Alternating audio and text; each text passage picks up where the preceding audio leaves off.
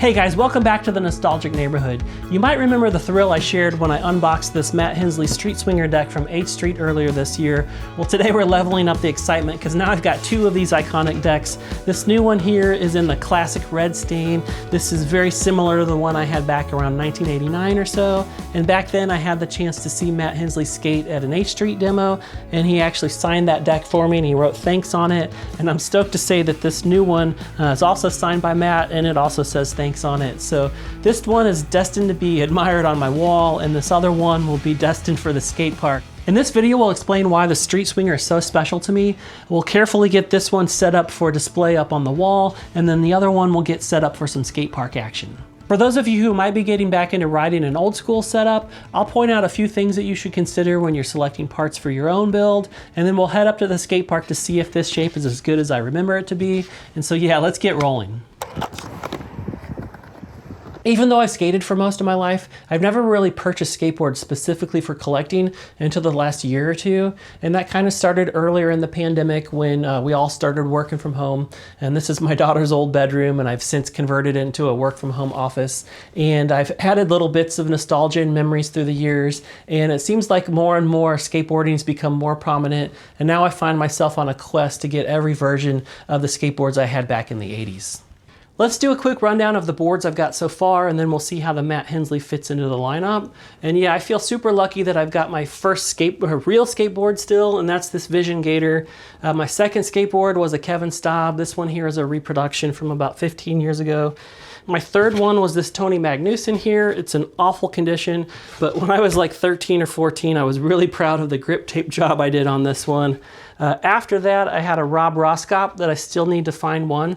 And then I had this Tony Hawk, which I've just shredded to pieces. And at some point when I was like 14 or 15, I tried to restore it and it turned out terrible. And so I've got one of the recent Tony Hawk reissues to represent it.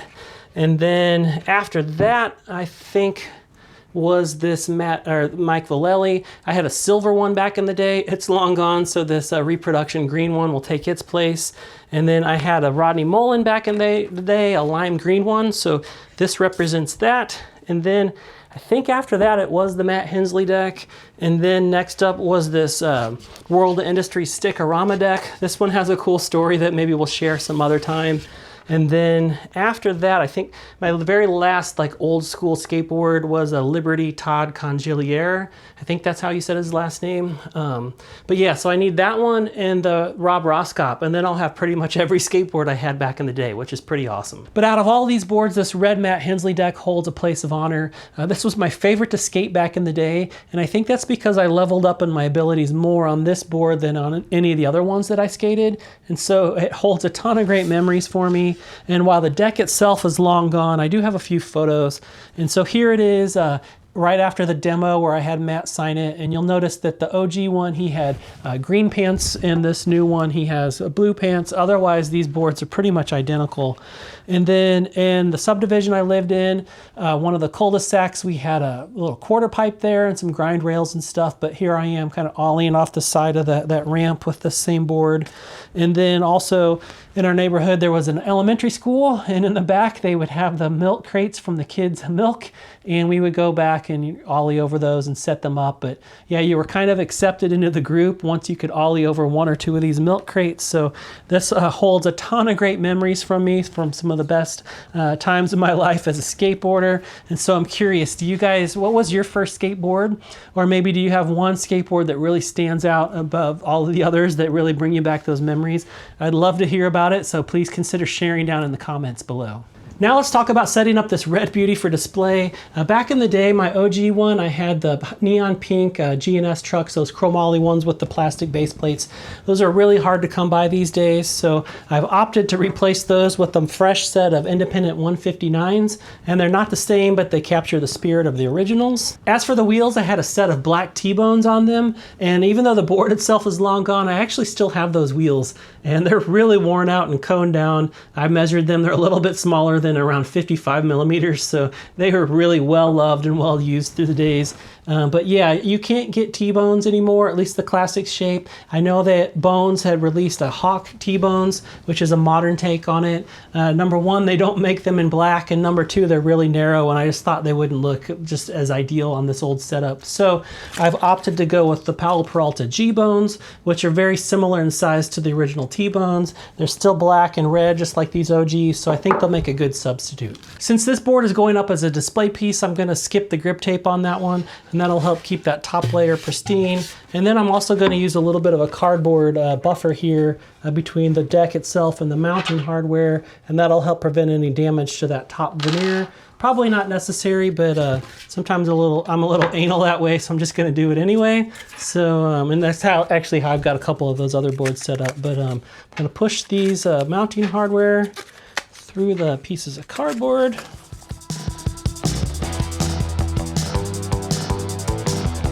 They're pretty cool looking there.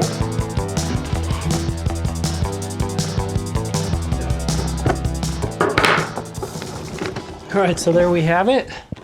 It's very similar to like what I had back in the day. I'm pretty stoked on that.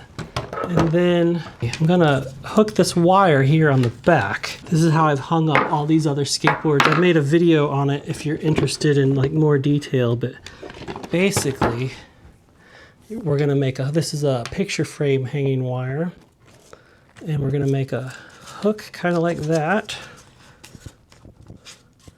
And then we'll do the same on the other side, and then twist it up like this.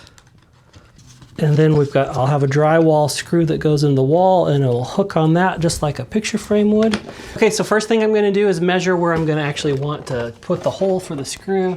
I think having the board up about that high, so right around there. I've got a drywall anchor here. Oh, pro tip. If you've done this enough, you realize that the drywall will make a little pile of dust that comes out. So if you take a piece of paper and kind of tape it on below, as you drill, the paper will catch all of the dust. All right, so we've got the anchor here. Let's just, easy as that. And then we'll put the screw in. Have it protrude just a little bit. And then we've got our wire here, and we're just gonna hook it over that screw. And there we go. Okay, so I think it looks really awesome hanging on the wall here. I'm really happy with the results, and I've got no regrets. The one regret I do have, though, is that the original plan was to, for the other board that we're gonna set up to take to the skate park, I was going to walk through the different components, especially if it's been a while since you've set up an old school board. There might be some things that you wanna consider that could be gotchas. And I was gonna walk through that and then go through the grip tape setup and all of that. And I did, but the audio was unusable. For some reason it cut out. And so I can't use any of that video. And I've got the board here all done and ready to go. So I think I'll make a little time lapse of the setup, and then we'll sit down and I'll talk through some of the parts, highlight some of those things that I thought, if you haven't built an old school board in a long time, some things you might want to consider. And then we'll head up to the skate park and see how this one rides.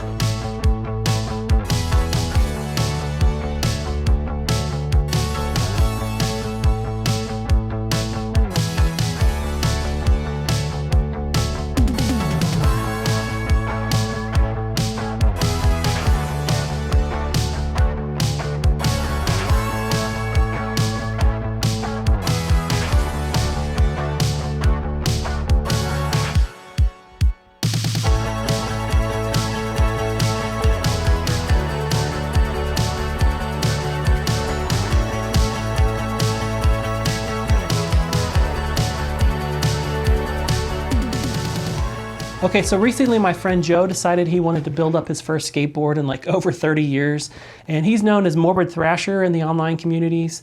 If you're into BMX freestyle at all, you probably know him. If not, go check out his social media and his YouTube channel. His bike builds are insane. They are so beautiful. His attention to detail is just off the charts. And recently he wanted to set up a Powell Peralta Para-Welander deck, the old Nordic skull graphic, and it was kind of interesting to see him put that same attention to detail from his bikes onto the skateboard. And it's been a while since he had been into skateboarding and had a bunch of questions, and so I had a lot of fun chatting with him back and forth on DMs, and thought maybe others who are getting back into it might have some of the same questions. So let's just kind of run through those real quick. The first thing that you want to consider is that old school boards, sometime around the era when we kind of evolved into the modern popsicle, more symmetrical shapes, they changed the truck hole mounting patterns, and so each pair is now just a little bit closer than they used to be. So modern trucks designed for modern boards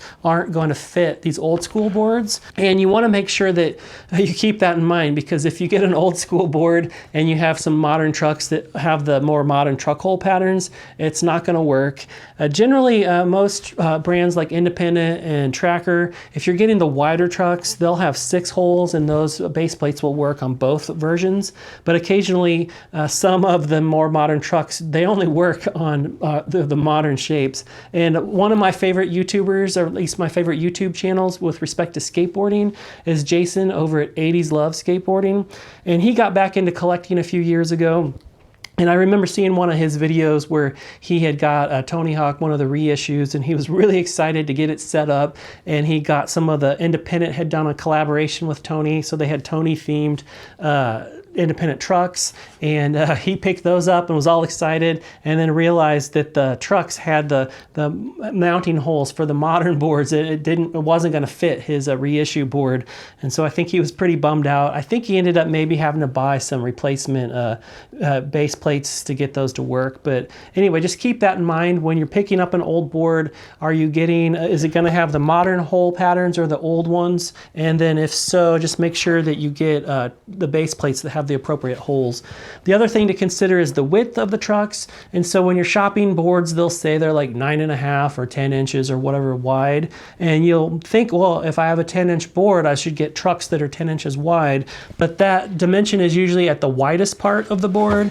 And so if you look here, where the rear trucks are, it's a bit narrower than the widest part. And then also up on the top, it's a bit narrower. So typically you're going to want to kind of keep that in mind when you're picking the width of your trucks. Typically for old school boards, most guys go with 169s or 159s, and with Independent. And then Tracker, they're still reproducing the 161, kind of the old 6-track style. And yeah, so in my case, I typically like the 159s. I think they turn, just kind of feel a little bit better than the 169s. And it's really for the really large, like wide boards that I think the 169s are a better fit. But yeah, so keep that width in mind. Just make sure that you get a good width for your deck, and then also consider how wide your wheels are going to be as well. Modern wheels tend to be a bit narrower. And so if you're going with a modern wheels on an old school deck, then you might want your trucks a little bit wider if you want your wheels more flush with the edge. After that, then the question was, what about riser pads? Do we still use those these days?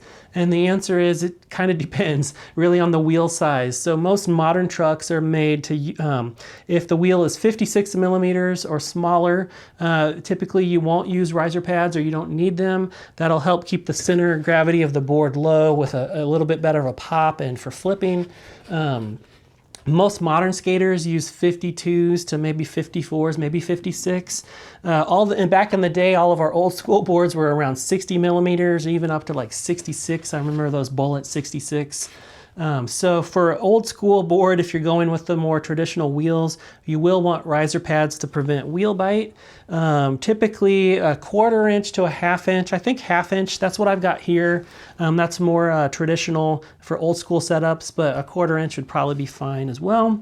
And then after that, most old guy skaters tend to swap out the bushings on the trucks with Bones bushings. They've got different hardnesses, medium and hard. I go back and forth between the yellow with the yellow medium ones versus the black hards. Right now I'm running blacks. Rails, again, I kind of feel like if you're setting up an old school board, you kind of got to go with rails, whether you need them for ramps or rail slides or not. And then I guess let's be real, most of us who are getting into these old school boards, it's because we've got nostalgia for the graphics, and the rails are going to prevent them from getting scratched up. But there's a few different brands still making rails, but I think the Powell Peralta rib bones, that's what I've got here. I think those are still kind of a good classic standby.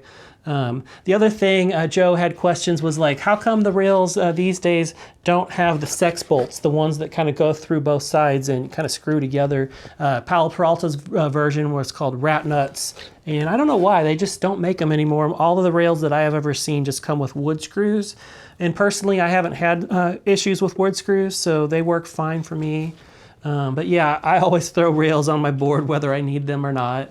Yeah, then back to the wheels, a couple things to consider is modern wheels tend to be faster and a little bit grippier with the formulas that they use. They're a little bit harder of a formula, but they tend to be narrow and they just don't really, in my opinion, look kind of old school on an old school setup. And so I like to go with more old school shaped wheels, at least 60 millimeters. So there's the size and shape you want to consider. So yeah, if you want old school, go 60 millimeters. Then there's the urethane formula that's going to impact the performance and determine whether it's a grippier wheel or one that slides a little bit better. And then the hardness of the wheel will impact how quickly it rolls. The harder the wheel is, the faster it goes. However, the harder the wheel is, it's going to introduce vibrations and not be as comfortable.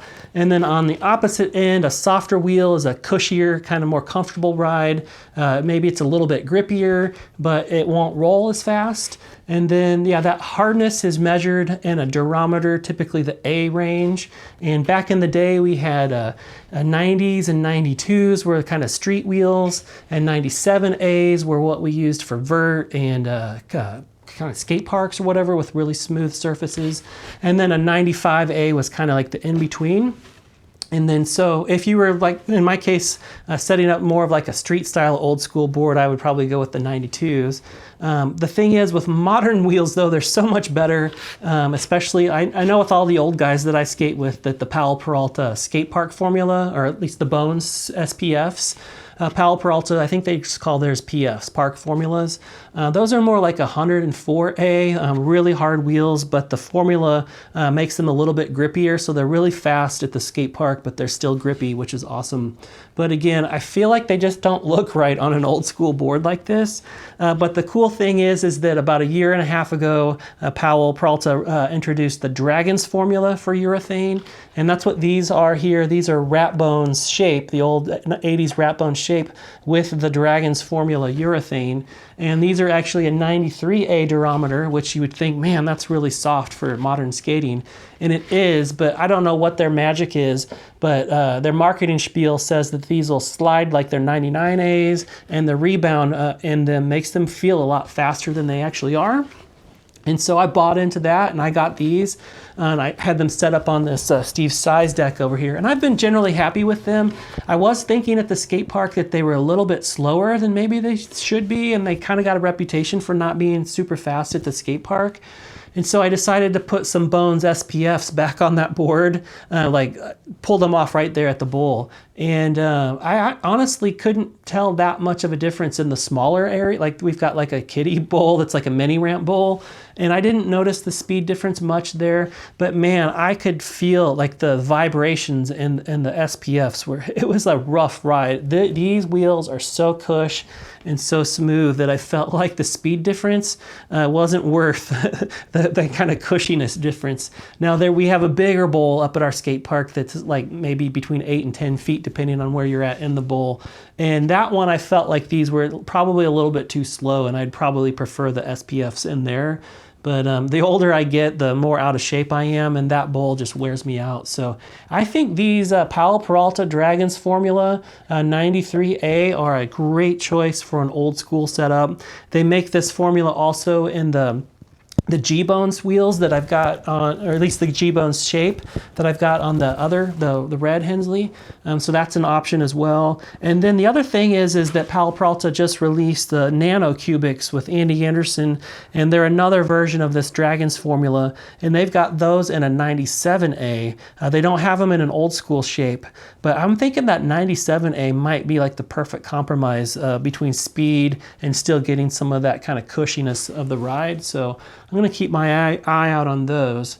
But yeah, last thing would be grip tape. And so, right, there's a couple things to consider. Like, I feel like there's two philosophies with grip tape. One is, hey man, this is just a skateboard. Let's just slap something plain on there and hit the streets and let's go. And then the other philosophy is hey man, I want to make a statement. This is a blank canvas for my creativity, and I want to do something cool. And I tend to go more towards let's just keep it simple and move on. But there's some really cool stuff that guys are doing with grip tape these days. If you're members of any of the Facebook groups I've seen, especially on the Powell Peralta collectors ones, they've used laser cutters to make really intricate patterns that kind of reflect the design on the other side. And those are super cool. And then kind of old school grip tape art. Another one of my favorite YouTubers in the skateboarding realm is Damien over at Rat Old Rat. And that guy is really fun. He's got a great sense of humor. He's really clever and his videos are really fun. But he does a great job of blending stickers and different colored grip tapes and just different designs and patterns and coming up with some really original and cool grip tape patterns. So if you're into old school skating, I highly recommend go check his channel out because it's a lot of fun. But yeah, that's pretty much it. So I think I'm ready to take this thing up to the skate park and let's give it a shot and see how it compares to what my memories are from back in the day.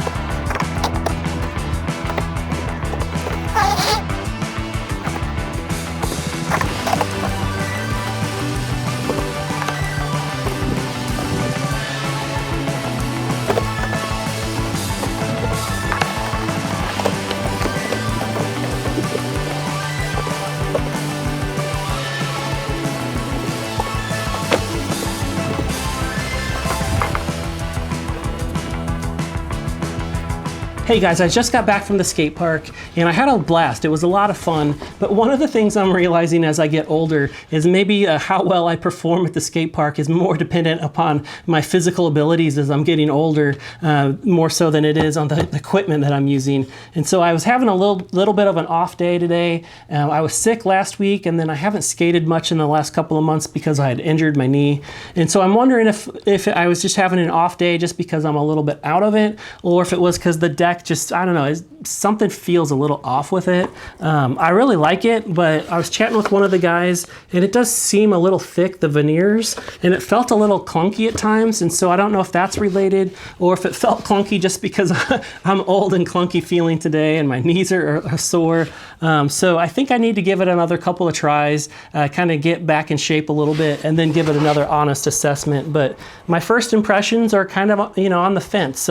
This was my favorite board to skate back in the day. I don't know if it'll still be my favorite board to skate today. We'll just have to skate it a little bit more and see. So anyway, thanks for hanging out with me today, guys. It was fun to do another skateboard video. If you enjoyed it, please consider hitting the like button. If you're new to the channel, please consider subscribing. And then I'd love to hear any of your thoughts of what you're skating lately and what you love and how things are going in your neck of the woods down in the comments. So thanks again, and we'll see you in the next episode.